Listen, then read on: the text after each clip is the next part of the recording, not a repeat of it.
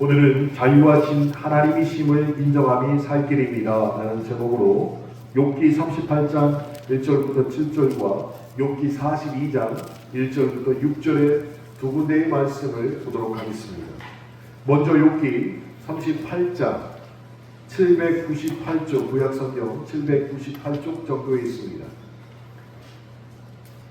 욥기 38장 1절부터 7절의 말씀을 먼저 함께 읽도록 하겠습니다. 그때에 여호와께서 폭풍우 가운데에서 욥에게 말씀하여 이르시되 무지한 말로 생각을 어둡게 하는 자가 누구냐? 너는 대장수처럼 허리를 묶고 내가 내게 묻는 것을 대답할지니라. 내가 땅에 기초를 놓을 때에 내가 어디 있었느냐? 내가 깨달아 알았거든 알할지니라. 누가 그것의 모량법을 정하였는지 누가 그 줄을 그것의 위에 띄었는지 내가 아느냐. 그것의 주추는 무엇이에 세웠습니까? 그 모퉁이 뿔을 누가 놓았느냐. 그때에 새벽 별들이 기뻐 노래하며 하나님의 아들들이 다 기뻐 소리를 질렀으리라. 이번에는 803쪽에 있는 욥기 42장 1절부터 6절의 말씀을 또 같이 읽도록 하겠습니다. 욥기 42장 1절부터 6절의 말씀 함께 읽겠습니다. 욥이 여호와께 대답하여 이르되 주께서는 못하실 일이 없사오며 무슨 계획이든지 못 이루실 것이 없는 줄 아오니 무지한 말로 이치를 가리는 자가 누구니까? 나는 깨닫지도 못한 일을 말하였고 스스로 알 수 없고 헤아리기도 어려운 일을 말하였나이다.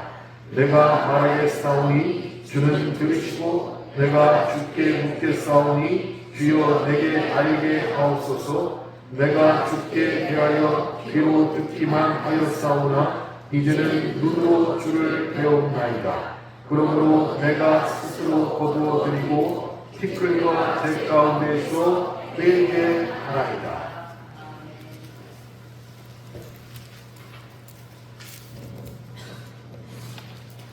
(2025년이) 이제 거의 다 지나게 되었습니다. 2025년을 살면서 여러분에게 충격을 준 말들이 혹시 있는지 궁금합니다. 저는 두 가지의 말이 있습니다. 첫 번째는 원로 목사님께서 중부지방 원래에 때 설교하셨던 말씀, 풍년 같은 은혜, 흉년 같은 순종. 모든 목사님들에게 큰 충격을 받았습니다. 두 번째는 제가 연초부터 늘 가슴에 새기고 살았던 말인데, 기분이 나의 태도가 되지 말게 하라. 나의 기분이. 그런데 잘 못 지킨 것 같습니다. 나의 태도가 일정해야 되는데 성경에 기록된 말씀을 가지고 일정했어야 돼요. 때로는 나의 기분에 따라서 나의 태도가 너무나 바뀌었다는 것을 마지막에 와서 생각해보니 내가 잘못했구나라는 생각을 또 들게 됩니다. 여하튼간 얼마 남지 않은 2025년도 12월 달에 한 해를 잘 정리하시기를 바랍니다.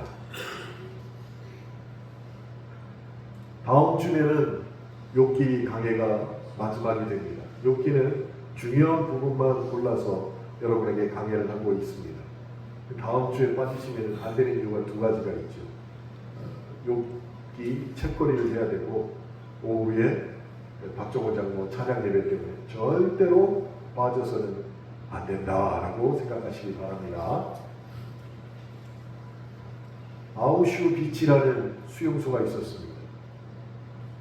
그곳에서 생존한 유대인들이 이런 고백을 하는 사람들이 꽤 있었습니다. 아우슈비츠가 있는 한 하나님은 없다 하고 말이죠. 이 말을 지지하는 독일의 저명한 철학자였던 아도르노라는 철학자는 그 아우슈비츠의 참담함에 절망하고 유명한 선언을 했습니다. 그 내용은 이렇습니다. 아우슈비츠 이후에도 서정시를 쓰는 것은 죄악이다. 그래서 이 선언 이후에 독일에서는 서정시를 쓰는 사람들이 한동안 사라졌습니다.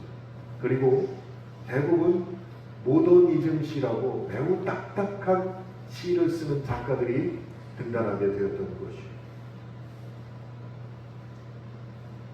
아우슈비츠라는 형무소가 있는 한 하나님은 없다 하고 하나님을 믿던 사람들이 극심한 고난 가운데 그렇게 선언했다는 것이죠. 극심한 고난 가운데 하나님이 없는 듯한 상황을 경험한 사람들이 그 당시에도 있었고 욥기에도 있었고 지금도 우리 곁에 존재하고 있습니다. 그런데 왜 하나님께서는 자신의 존재를 의심하게 하는 이 욥기를 구약 성경에다가 넣어두셨을까요? 하나님이 계신 것을 믿을 수 없는 자리, 곧 그 자리가 욥기의 메시지가 적용되는 자리이기 때문입니다. 그래서 욥기를 읽은 다음에 우리는 욥기 42장 6절에 나오는 욥의 고백을 해야 된다는 것입니다. 하나님이 여전히 계심을 믿고 여전히 하나님을 의지하라. 이것이 욥기의 메시지입니다. 하나님은 여전히 만물을 다스리시며 어디에도 매이지 않는 자유자 되심을 인정하라라는 것이 어떤 가운데서도요? 극심한 고난 가운데서 정말로 극심한 고난이 어떤 것입니까? 욥이 당한 고통, 또 이 시대에 아우슈비츠에서 당한 유대인들의 고통, 이런 고통 가운데 있더라도 하나님을 의심하지 말고 하나님이 여전히 만물을 다스리시며 하나님은 여전히 자유자이심을 인정하라라고 하는 것이 욥기 42장에 나오는 욥기의 중요한 메시지가 되는 것입니다. 기다리고 기다리던 하나님이 욥에게 드디어 나타나셨습니다. 그런데 하나님이 욥에게 하시는 말씀은 욥이 기대했던 말이 전혀 아니었습니다. 오히려 하나님은 욥에게 질문을 하기 시작했습니다. 하나님은 욥에게 만물의 기원에 대해서 아느냐고 욥기 38장 4절로부터 15절에 물으십니다. 그리고 그 만물이 어떻게 통제되고 있는지 아느냐라고 욥기 38장 16절에서 38절에서 말씀하셨습니다. 그것만이 아닙니다. 동물들이 신비한 생태에 대해서 욥기 38장 39절로부터 욥기 39장 30절에 이르도록 질문을 하고 계십니다. 그때 욥이 할 수 있는 대답은 한 가지였습니다. 모릅니다. 한 가지였습니다. 그렇게 하나님은 욥에게 욥기 38장부터 욥기 41장까지 폭풍처럼 90개의 질문을 하고 계십니다. 그런데 욥은 한마디도 대답을 하지 못했다는 것이. 욥은 오직 한 군데 생각에 집중하고 있었습니다. 나의 고난의 이유가 도대체 무엇인가? 그 고난의 이유에 대해서 하나님이 속 시원히 말해주기를 원하고 있었고 그 생각에 집중하고 있었습니다. 그런데 하나님은 욥이 그렇게 집중했던 생각에 대해서는 전혀 말씀하지 아니하시고 엉뚱한 질문을 하고 계신 것입니다. 그런데 그 엉뚱한 질문 중에 두 괴물에 대해서 하나님이 말씀하십니다. 그리고 나서 그 두 괴물도 내 통제하에 있다라고 욥에게 자랑하듯이 말씀하셨어요. 먼저 욥기 40장 15절에 이렇게 말씀하십니다. 이제 소같이 풀을 먹는 베헤못을 볼지어다. 내가 너를 지은 것 같이 그것도 지었느니라. 두 번째 괴물입니다. 욥기 41장 1절부터 2절에 나옵니다. 내가 낚시로 리워 야단을 끊어낼 수 있겠느냐? 노끈으로 그 혀를 맬 수 있겠느냐? 너는 밧줄로 그 꼴을 꿰 수 있겠느냐? 갈고리로 그 아가미를 꿰 수 있겠느냐? 라고 베헤못과 그리고 리워 야단이라는 두 괴물을 등장시키는데 이 두 괴물은 인간이 잡을 수도 없고 다룰 수도 없고 오직 그 앞에서 덜덜 떨 수밖에 없는 존재라고 하나님이 말씀하고 계십니다. 왜 하나님이 욥에게 이런 엉뚱한 질문을 하셨을까요? 하나님은 이 혼돈과 악의 존재들을 그분 통제 안에 두고 계시다라는 것을 지금 욥에게 말씀하고 계십니다. 그래서 베헤못과 리워 야단이라는 괴물은 이 세상의 악과 혼돈을 상징하는 괴물이에요. 하나는 악이고 하나는 혼돈입니다. 하나님은 이 세상에 어떤 악의 세력이라도 어떤 혼돈의 세력이라도 하나님의 통제 속에 두고 있다라는 것을 두 괴물을 통하여서 욥에게 또한 말씀하고 계십니다. 왜 하나님이 이런 질문을 욥에게 하셨는지 여러분도 아셨을 것입니다. 욥이 극심한 고난 가운데 결국은 이런 생각까지 이르렀습니다. 하나님의 다스림, 하나님의 통치하심에 대해서 의구심이 들었다는 것입니다. 의구심. 하나님이 살아계시면 내 이 고난이 이렇게 오랜 시간 동안 지속되는 것이 맞나? 하나님이 정말 살아계신 것이 아닐지도 몰라 라고 그의 마음에 의구심이 들었다는 것입니다.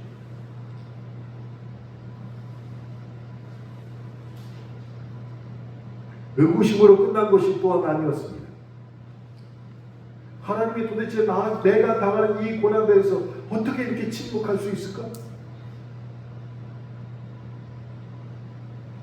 그에 대해서 욥은 이렇게 말합니다. 내가 하나님과 논쟁하기를 원한다. 무엇에 대해서? 지금 내가 받는 고난에 대해서 하나님과 논쟁하기를 원한다. 심지어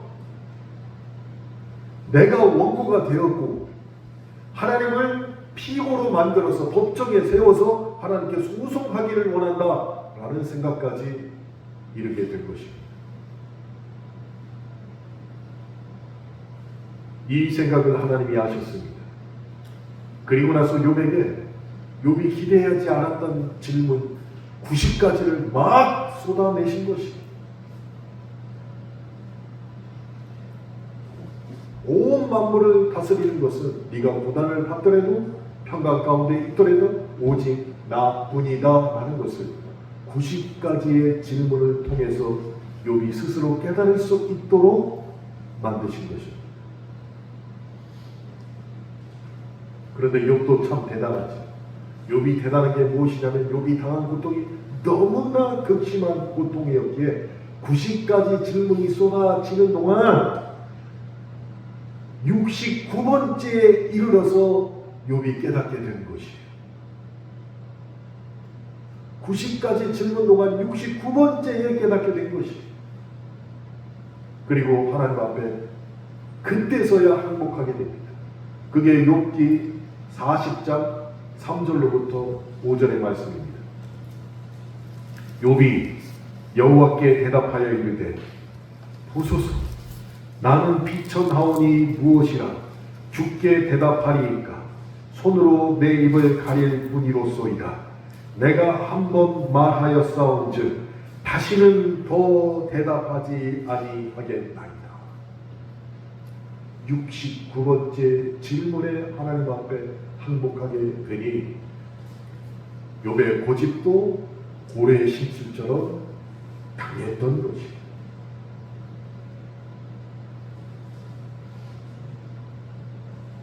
세상을 살다 보니까 여러 가지 사람을 만나게 되는데 제가 경험한 사람 중에 제일 힘든 사람이 무엇이냐? 고집이 센 사람. 그런데 그냥 고집이 센 사람은 어떻게든 이겨낼 수 있는데 확신을 가지고 고집이 센 사람이 있어요. 못 이겨요. 정말로 못 이겨요. 자기 고집에 대해서 확신이 있는 분들이 있어요. 목사님들 중에 그런 분이 두 분이 제 옆에 계십니다. 한 분은 큰빛교회 김성호 목사고 한 분은 엔드비전교회 류구성 목사예요. 셋이 앉아서 얘기하다 보면 의견이 부딪힐 때가 있잖아요. 그러면 한 사람이 얘기를 쭉 하면 들어보고 그거는 이래서 잘못이고 내 생각은 이렇다 이렇게 얘기를 해요. 근데 둘이 같이 얘기를 해요. 상대방의 말을 신경 쓰지 않고 그냥 얼굴 보면서 아무렇지도 않아도 같이 얘기를 해요. 10분이든 20분이든. 그래서 제가 손을 들었어요. 정말 손을 들었어요. 확신에 찬 고집은 아무도 꺾을 수가 없겠구나. 욥이 그랬다는 것이. 69번째 질문이 그에게 던져졌을 때 드디어 그 고집이 꺾이게 된 것입니다. 그리고 나서 고백하죠. 하나님 앞에 저는 너무너무 작습니다. 하나님 앞에 나는 너무너무 비천합니다. 이 고백이 나오기까지 69번의 질문을 받았다는 것이에요. 하나님이 제시하신 창조의 전, 그리고 하나님이 제시하신 그 질서 앞에서 욥은 자신이 자금을 말하는 것 외에는 아무것도 할 수 없는 존재라는 것을 69번째 질문에서야 인정하게 된 것이에요. 그러면서 그의 의구심이 사라졌습니다. 이제껏 자신에게 일어난 문제 하나 해결하지 못하는 혹은 외면하시는 하나님이 아닌가라는 의구심이 그때서야 해소되고 사라지게 된 것입니다. 그때서. 그러나 하나님은 욥이 생각하지도 못하는 신비하고 큰 영역을 다스리고 계시는 하나님이라는 것을 90번째 질문까지 계속 설명하고 계십니다. 69번째 하나님 앞에 고백합니다. 저는 작습니다. 저는 비천합니다. 그러면 하나님이 질문을 그만두셔야 되는데 아니다. 확신에 찬 고집은 제대로 꺾어야 된다.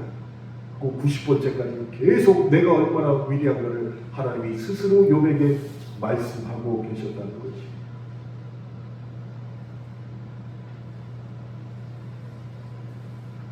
욥은 하나님의 이 질문을 다 받아들인 이후에 두 번째 본문이었던 욥기 42장 1절로부터 6절에서 자신을 부인하면서 먼지와 재 가운데서 회개하게 됩니다.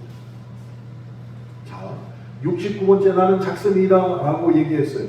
근데 그 사실을 깨달은 다음에 욥이 바로 회개하지 않았잖아요. 그러니 하나님은 그것을 하시고 90번째 질문까지 계속 그가 회개하도록 말씀하셨습니다.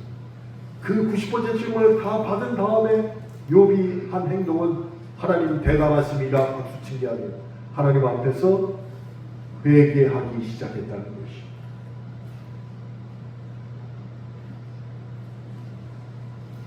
욥이 회개한 내용이 무엇입니까? 스스로 하나님보다 더 많이 아는 듯 그 교만했던 사실을 깨닫고 그것을 회개했다는 것이. 그것을.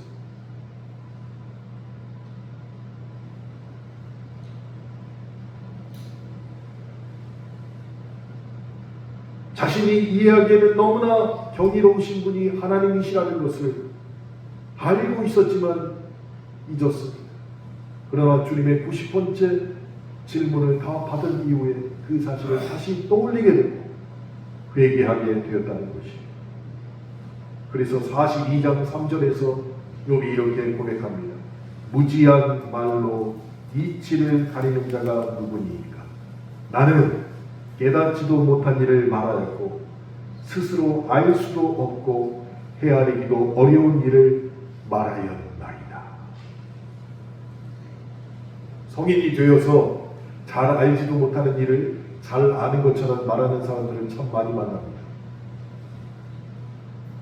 그래서 팩트가 무엇인지 제대로 얘기해줘도 팩트를 알면서도 내 잘못이네 라고 말하는 사람이 적다는 것이.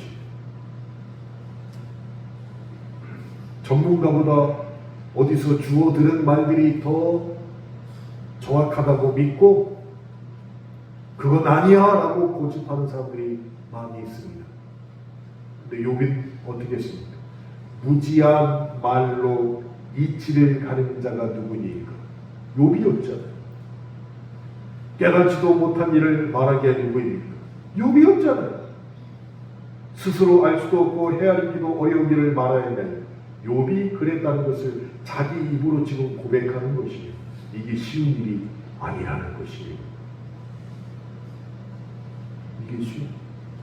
그래서 저는 설교를 제외한 나머지 일들에 대해서는 전문가가 말하는 말을 저는 100% 그대로 받아들입니다. 미용실 가서도 미용사가 목사님 머리 어떻게 깎아드릴까요? 그러면 아니 나보다 전문가가 미용사인데 알아서 깎아주세요. 저는 그렇게 말합니다. 알아서 깎아주세요. 알아서 이렇게 깎잖아요.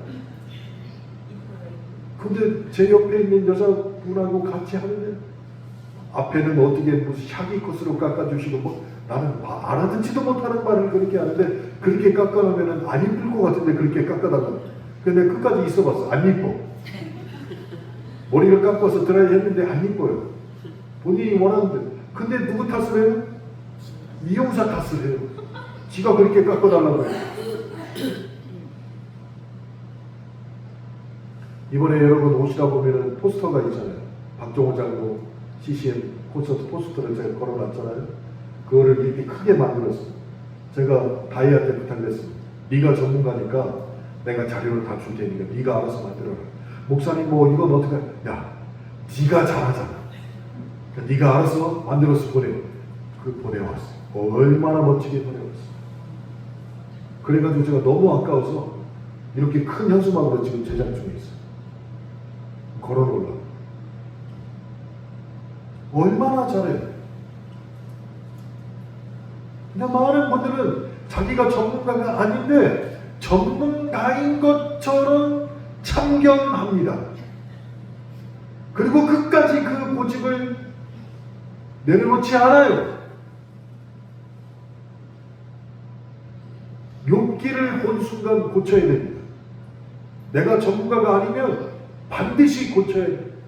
세상에서 제일 얄미울 때 누가 부인이 제일 얄미운 부인이 언제일까요? 운전하는데 옆에서 왼쪽으로 오른쪽으로 진짜 막 한 대 쳤으면 좋겠다. 내가 운전하고 있는데 내가 알아서 갈 텐데 왼쪽으로 오른쪽으로 막 브레이크 잡고 그러고. 남자들은 어떨까요? 집에서 밥하는데 운전이나 잘하지 밥솥 뚜껑 이렇게 운전하려고 하는 남자들도 있어요. 야, 그렇게 짜지. 자기가 전문가가 아니잖아. 아셔야 됩니다. 이 세상을 다스리고 이 세상을 이치에 맞게 이끄시는 전문가는 하나님이심을 욥이 깨닫고 회개했다는 것이죠. 그것도 한 번에 깨닫지도 않고 69번째 깨닫고 90번째 질문까지 들어야만 회개가 가능했던 게 사람의 고집이라는 것이에요. 이거 내려놓아야 됩니다. 다른 거 내려놓을 필요 없어요. 내 고집만 하나님 앞에 버려놓아도 훌륭한 신앙생활을 할 수 있어요.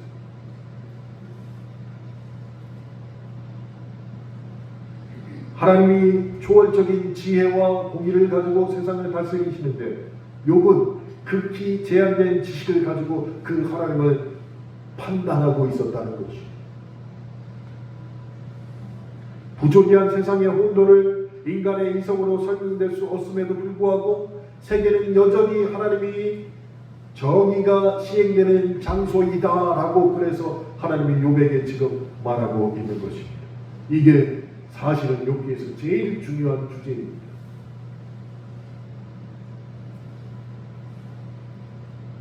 다음 주엔 욥기가 끝난다고 말씀드렸습니다.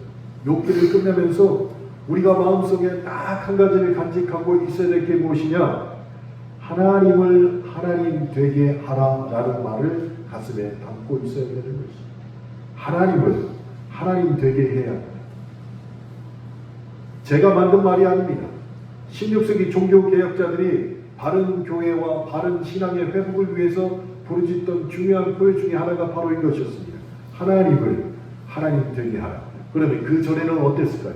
하나님을 내가 제한하고 있었다는 것이. 하나님 되지 못하게 한 것이 바로 나라는 것이. 하나님을 하나님의 자리, 곧 곧 그분을 내 삶의 주인의 자리에 모시고 살아야 된다라고 말하고 있는 것입니다. 욥도 그렇게 하지 못했습니다. 종교 개혁을 이끌었던 사람들도 온전히 그렇게 하지 못했습니다. 대부분의 사람들은 믿음이 자라면서 어떤 생각을 갖게 되느냐? 하나님을 어느 법칙에 묶어두려고 그래요. 그 법칙이 무엇이냐? 내가 무조건 은혜 받고, 내가 무조건 축복받고, 내가 무조건 건강해야 되는 법칙에 하나님을 묶어둡니다. 그래서 거기서 조금이라도 벗어나면 하나님 계시면 이렇게 하시면 안 되지? 라고 말할 수 있다는 거죠.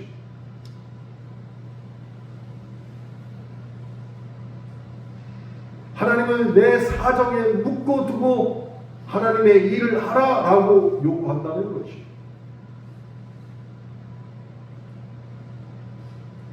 극심한 고난 가운데 있던 욥이 바로 그렇게 했습니다. 하나님을 자신의 실존에, 자신의 사정에 묶어놨습니다.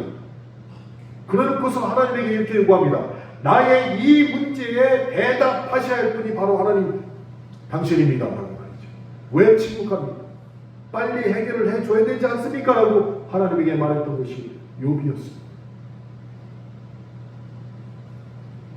그런데 하나님은 욥의 문제에 정확하게 그 진상을 아시면서도 아무런 답도 하지 않으셨고 침묵하고 계셨던 것이.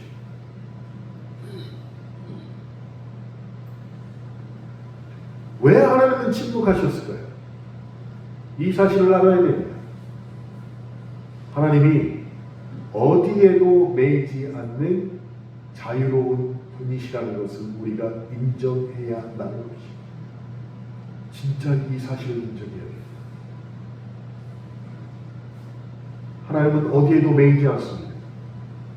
하나님의 우리의 문제에 대해서 응답하셔도 하나님이시고, 하나님의 우리의 문제에 대해서 응답하지 않으셔도 하나님이십니다. 그분은 그렇게 자유로운 분이십니다. 그런데 성경에 나오는 많은 역사 가운데 하나님은 자유롭지 못한 하나님으로 생각했던 사건들이 꽤 있다는 것입니다. 그 중에 하나가 언약궤입니다. 사무엘 4장을 보면은 블레셋과 이스라엘이 전투를 하게 되는데 이스라엘 사람들이 하나님의 언약궤를 짊어지고 나갔습니다. 왜? 우리가 전세가 열악하더라도 언약궤만 앞서면 무조건 전쟁에서 이깁니다. 이렇게 생각했던 것이. 그 결과 어떻게 됐습니까? 전투에서 패했습니다. 패할 뿐만 아니라 언약궤도 빼앗기게 됩니다. 이 사건은 우리에게 한 가지 교훈을 줍니다. 하나님을 인격적으로 신뢰하지 않고 그래서 신실한 예배가 없으며 전투 준비도 하지 않은 이스라엘, 그냥 언약궤만 있으면 무조건 이긴다고 생각했던 이스라엘, 그들이 가지고 있던 그 당시의 신앙이 바로 미신적 신앙이라는 것입니다. 미신적 신앙. 저희 집에서도 있었던 일입니다. 저희 막내가 어렸을 때 심장이 안 좋아가지고 고생을 참 많이 했고 지금도 완벽하게 다친 건 아니어서 저녁에 자다가 가위가 들린 경우가 많아요. 그럼 저희 집사람이 성경을 머리 위에 놓고 자. 그래도 가위를 들려요. 왜 들릴까요? 왜 그럴까요? 성경만 있으면 다 해결될까요? 성경을 읽어야지. 성경. 많은 사람들이 그래요. 어려운 일이 당하면 성경을 아내는 항상 다니고 이게 해결. 그리고 머리 위에 입원하는 사람들은 성경을 꼭 갖고 갑니다. 한 글자도 못 읽어. 근데 성경 갖고 와. 머리맡에는 끝날 때 주로 갖고 오면서 아파서 읽지도 못하는 성경을 꼭 갖다.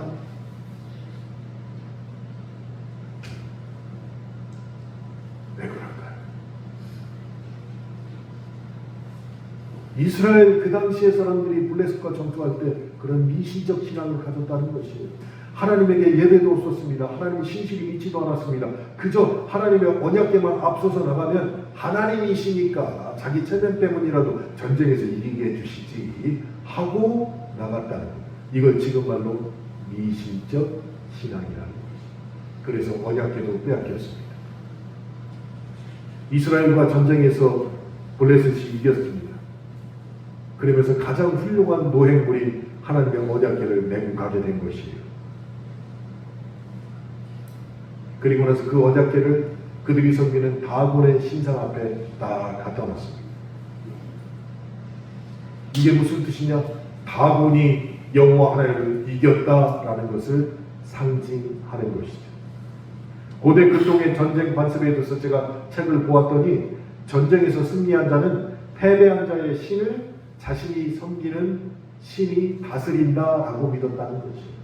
그런 여호와 하나님께서 다곤에게 이제 지배를 받게 되는 상황이 이르게 된 것입니다. 블레셋 사람들이 얼마나 가슴이 뿌듯했을까. 그렇게 맨날 졌는데 이스라엘 이길 뿐만 아니라 하나님의 언약궤를 가져왔으니 얼마나 뿌듯했겠어요. 그 다곤 신상 앞에다가 다 언약궤를 갖다 놨습니다. 그리고 다음날 가봤더니 믿기 어려운 일이 있었는데 다곤의 신상이 여호와의 언약궤 앞에 경배하듯이 엎드려져 있었습니다. 우연이겠지라고 생각해서 다곤을 다시 세워놨습니다. 다음날 가봤습니다. 그랬더니 다곤이 또다시 엎어졌는데 엎어질 뿐만 아니라 목과 두 손목이 여호와 언약궤 앞에서 부러져 버렸습니다.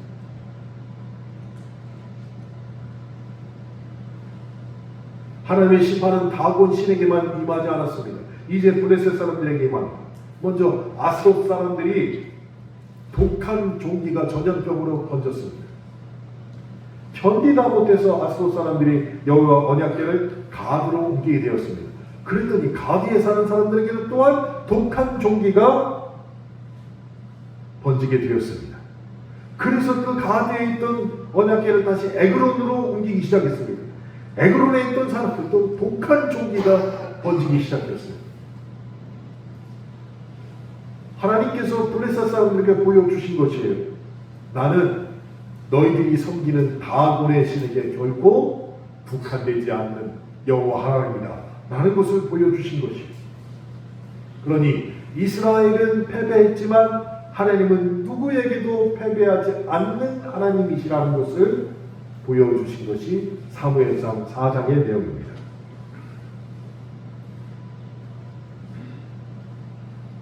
이렇게 위대하신 하나님이셨습니다.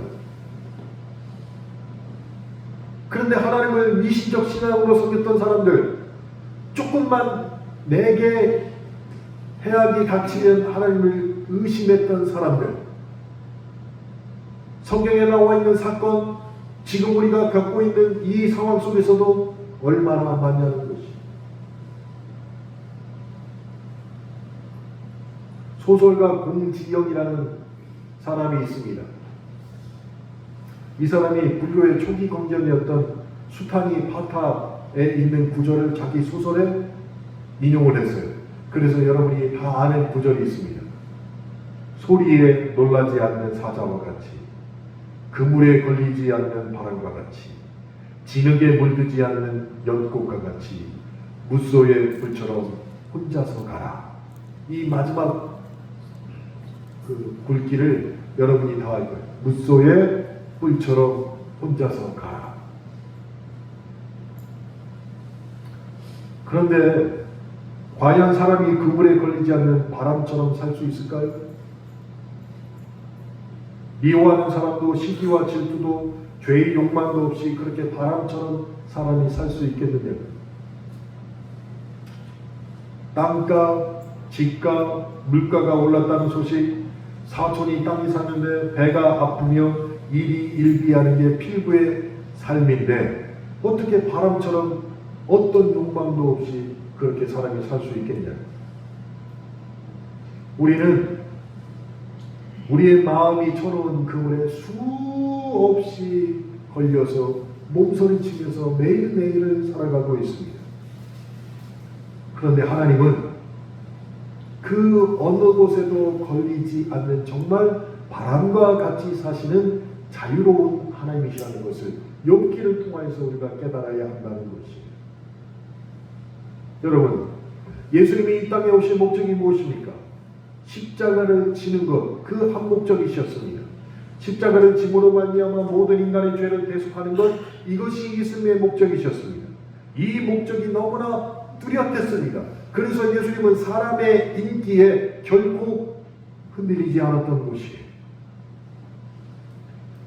사탄은 예수님에게 말합니다. 성전 꼭대기 위에서 뛰어내리십시오. 그러면 천사들이 와서 당신의 발길을 붙잡을 것입니다. 그럼 사람들이 너무너무 놀라서 예수님에게 구름같이 모여들 것입니다. 예수님을 슈퍼스타로 만들어 주겠다고 사단이 유혹을 했습니다. 그것이 사단의 함정이었습니다. 영광에 취하여서 예수님의 소명인 십자가를 잃어버리게 하는 것, 이것이 사단의 함정이었던 것이에요. 근데 어떻게 하셨습니까? 예수님은 헛된 영광을 버리고 오직 십자가의 길을 가시기 위하여 사단의 유혹을 패하셨던 것이에요. 다른 일들도 참 많았습니다. 예수님에게. 그런데 무엇보다도 가장 중요하게 생각한 것이 바로 십자가를 지는 일이셨음을 잊지 않으셨다는 것이에요. 어떤 때는 사랑스러운 제자 베드로가 와서 주님 십자가 지지 마십시오라고 얘기를 했습니다. 개인적인 친분과 사정에도 주님은 얽매이지 않으셨다는 것이에요. 얽매이지. 마가복음 12장 26절부터 27절에 보면 이런 말씀이 있습니다. 죽은 자가 살아난다는 것을 말할진대 너희가 모세의 책 중 가시나무 떨기에 관한 글에 하나님께서 모세에게 이르시되 나는 아브라함의 하나님이요 이삭의 하나님이요 야곱의 하나님이로다 하신 말씀을 읽어보지 못하였느냐. 하나님은 죽은 자의 하나님이 아니요 산 자의 하나님이시라 너희가 크게 오해하였도다 하시니라. 부활에 대한 논리적 논쟁을 하나님이 직접 마가복음 12장 26절에서 27절에 하셨습니다. 그런데 이 논쟁을 보면서 우리가 집중해야 될 것은 무엇이냐면 아브라함의 하나님, 이삭의 하나님, 야곱의 하나님, 이 모든 것이 다 현재형으로 기록되어 있다는 것이에요. 현재형으로. 많은 사람들이 이걸 어떻게 나에게 적용시키냐? 아브라함의 하나님이었고 이삭의 하나님이었고 야곱의 하나님이었다라고 과거 완료 시제로 나에게 적용을 시킵니다. 이게 무엇이냐? 나에게 잘해주셨을 때 그때만 하나님이셨다는 거예요. 근데 나에게 지금 축복을 안 주고 은혜도 안 주고 성공하지도 못하게 하면 그때는 나의 하나님이 아니라는 것이. 과거에 그런 하나님이 있었지? 라고 생각하는 것이.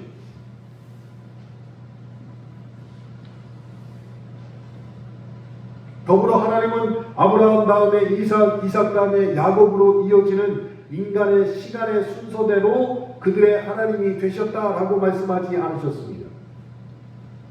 현재형이라고 말씀드렸잖아요. 아브라함에게도 이삭에게도 야곱에게도 항상 일하시는 혹은 관계하시는 하나님이시다라고 자신의 정체성을 밝히고 계신 것이죠. 그러니 시간을 창조하신 하나님께서 시간에 얽매이시는 분이 아님을 마가복음에서도 우리에게 말씀하고 계시는 것입니다. 사랑하는 성도 여러분, 저와 여러분은 사회의 불의를 볼 때마다 우리 개인이 겪는 불의한 아픔을 볼 때마다 이런 얘기를 합니다. 하나님이 어디 계십니까? 이런 상황이면 하나님이 응답해 주셔야 되는 것 아닙니까? 그렇게 하나님 앞에 부르짖습니다. 예전에 급진적 신학자들, 이 신학자들에게 유행했던 기도가 있습니다. 하나님, 사회가 썩고 있는데 하나님은 도대체 뭐 하시는 것입니까? 그러면서 하나님을 이렇게 표현했습니다. 혀 잘린 하나님, 팔다리 잘린 하나님, 귀먹은 하나님. 이렇게 하나님을 불경스럽게 말하는 사람들이 급진적 진보 신학자들이었어요. 근데 욥이 그런 생각을 가지고 있었다는 것이에요. 이렇게 의인이 고난 받는데 하나님 나와 이야기 좀 합시다라고 나중에 욥이 그렇게 주장했던 것이에요. 그러니 욥의 주장과 급진적 진보 신학자들의 주장이 뭐가 다르냐는 것이에요. 근데 그것이 나의 일이 되잖아요. 그렇게 하나님을 잘 믿고 있다고 생각했던 내가 그것이 나의 일이 되면 나도 하나님 도대체 뭐 하시는 겁니까? 나하고 좀 얘기 좀 합시다. 급진적 진보 신학자처럼 변할 수 있다는 것이죠.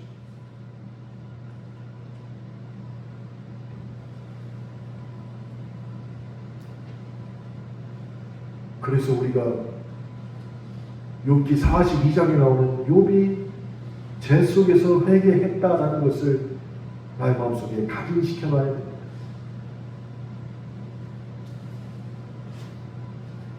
욥이 천신만고 끝에 하나님을 직접 만나게 됩니다. 하나님은 폭풍 가운데 임하셨습니다. 그런데 욥이 기대했던 대답과는 너무나도 상관없는 말을 계속하셨습니다.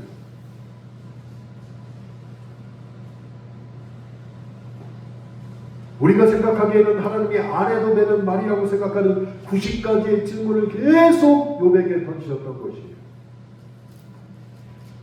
그 질문을 듣고 욥이 마지막에 회개할 때 어떤 느낌이었을까? 아, 내가 하나님을 너무 작게 생각했구나. 욥이 이렇게 깨달았을 것이에요. 내가 하나님을 너무 작게 생각했고, 하나님을 내가 정말로 생각한다면 하나님은 너무 크신 분이기에 내가 이해할 수 없는 하나님이심을, 그런 하나님을 내가 너무 작게 생각했다 라고 말이죠. 어렸을 때 우리 아이들 은우, 서희, 서지를 보면 제가 그들에게 슈퍼맨이었어요. 정말 아빠가 하면 뭐든지 다 해요. 아빠랑 여행 다니면 정말 맛있는 걸 먹어. 아빠랑 어디 가면 나는 너무 편해. 슈퍼맨을 생각해서. 근데 이것들이 30이 넘고 30 가까이 되고 이제 대학생이 되니까 어떻게 생각합니까? 응? 아, 고지식해. 벌써 많이 변했어요. 이제는 어디 가서 식당 어디 가서 아야 제가 좋은 데 알아놨어요.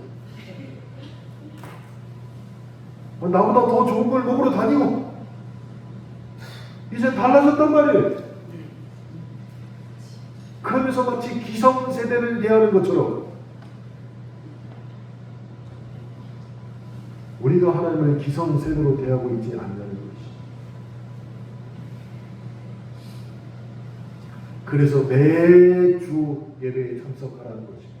왜냐하면 하나님을 하나님 되게 하는 가장 효과적이며 즉시 은혜 받는 길이 예배이기 때문에 하나님을 하나님 되게 하는. 목사님은 맨날 설교하면서 회개하라 하시는데 왜 저렇게 회개를 강조할까? 하나님을 하나님 되게 하는데 회개만큼 효과적인 것이 없기 때문입니다. 흑암과 혼돈이 가득했던 가운데 여전히 하나님은 언제나 공의롭게 세상을 다스리고 계시고 하나님은 어떤 법칙에도 얽매이지도 않고 우리의 질문과 실존에도 매이지 않는 하나님이 되십니다. 이 진리를 욥기 1장부터 계속 가다가 욥기 38장에 깨닫게 될 것 같더니 42장에 가서 마지막 가서 깨닫고 회개한 사람이 욥이었다는 것입니다. 그럼 우리는 신앙생활 30년, 40년, 적게 하시는 분은 1년, 2년 이렇게 쭉 신앙생활을 하고 있는데 하나님을 정말 하나님처럼 생각하는 것을 언제 깨닫는 것이죠? 언제?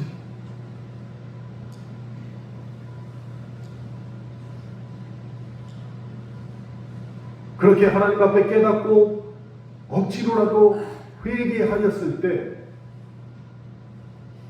다음 주에 마지막 설교와 욥기 42장 후반부의 말씀, 욥에게 회복이 일어났습니다. 심한 고통 가운데 있던 욥이 1장부터 42장 초반부까지 계속 고통만 있었는데 42장 끝에 가서 회복이 일어났어요. 근데 그 회복의 조건이 무엇입니까? 하나님답게 예배하고 하나님 앞에 회개했더니 42장까지 없었던 회복이 42장 후반부에 일어났다는 것이에요.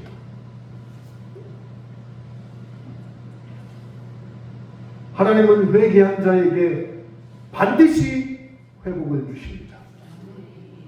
사랑하는 성도 여러분, 이해할 수 없는 현실의 부조리 그리고 침묵하시는 하나님, 그러나 하나님은 한치의 오차도 없이 언제나 우리를 섭리하고 계시며 하나님이 욥에게 말씀하시고 나타나신 것을 기다리고 계십니다. 우리에게도. 그래서 우리는 이 진리를 믿기에 고난 속에서도 인내할 수 있게 되는 것입니다. 마지막으로 우리 전부 다 같이 야고보서 5장 11절을 찾아보고 읽고 마치겠습니다. 야고보서 5장 11절입니다.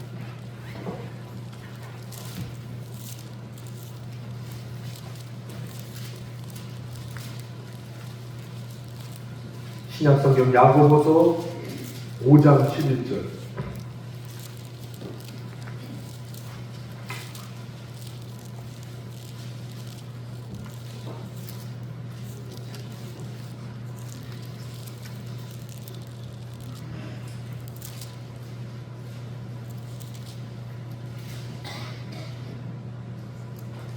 야고보서 5장 11절 신약성경 몇 쪽에 있죠?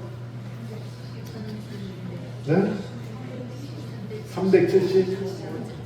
375쪽 정도에 있는 야고보서 5장 11절 함께 읽겠습니다. 보라, 인내하는 자를 우리가 복되다 하나니 너희가 욥의 인내를 들었고 주께서 주신 결말을 보았거니와 주는 가장 자비하시고 긍휼히 여기시는 이시니라. 기도하겠습니다.